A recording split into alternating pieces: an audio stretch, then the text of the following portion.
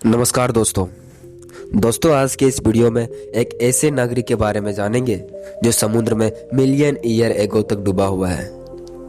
दरअसल बात करने वाले हम इस वीडियो में द्वारका नगरी के बारे में। हिंदू धर्म के चारों धामों में से एक द्वारका धाम भी है और भगवान श्री कृष्ण की नगरी कहते हैं। द्वारका धाम गुजरात के कड़ीवाड़ा क्षेत्र में अरब सागर के समीप स्थित है।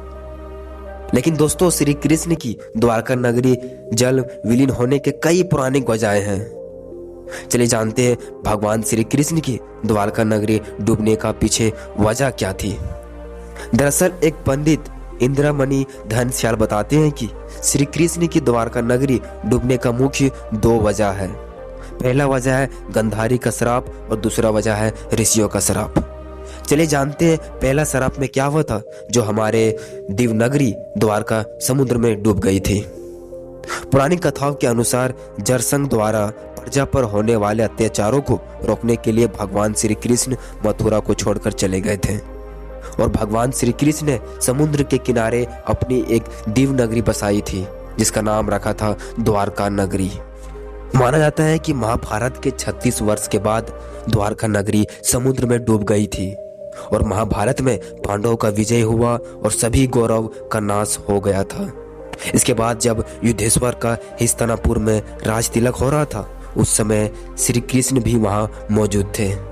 तब गंधारी ने श्री कृष्ण को महाभारत युद्ध का दोषी ठहराते हुए भगवान श्री कृष्ण को श्राप दिया कि अगर मैंने अपने अंतर आत्मा से और सच्चे मन से आराधना की है और मैंने अपना पतिव्रता धर्म निभाया है तो जिस तरह मेरे गौरव कुल का नाश हुआ है उसी तरह तुम्हारे यादव वंश की नाश होगा।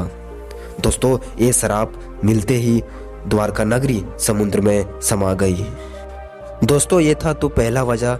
चलिए जानते दूसरा वजह क्या था। दोस्तों एक अन्य पुरानी कथाओं के अनुसार एक बार महर्षि विश्वामित्र और कुछ ऋषियों के साथ द्वारका गए।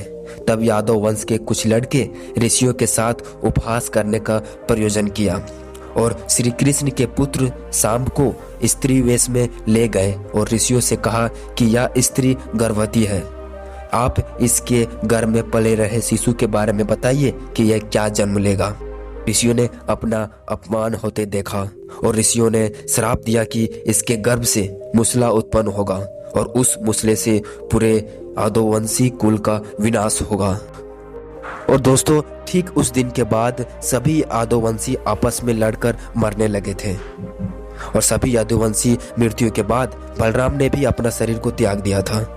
और दोस्तों कहा जाता है कि श्री कृष्ण पर किसी शिकारी ने हिरण समझकर बाण चला दिया था जिससे भगवान श्री कृष्ण देवलोक चले गए थे।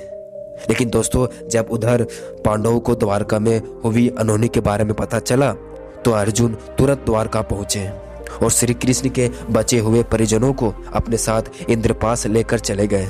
इसके बाद देखते ही देखते पूरी द्वारका नगरी समुद्र में समा गया। दोस्तों ये था द्वारका नगरी समुद्र में डूबने का वजह। दोस्तों आज का वीडियो अच्छा लगा होगा तो चैनल को लाइक कीजिए, सब्सक्राइब कीजिए, शेयर कीजिए। मिलती है अगले नेक्स्ट वीडियो में।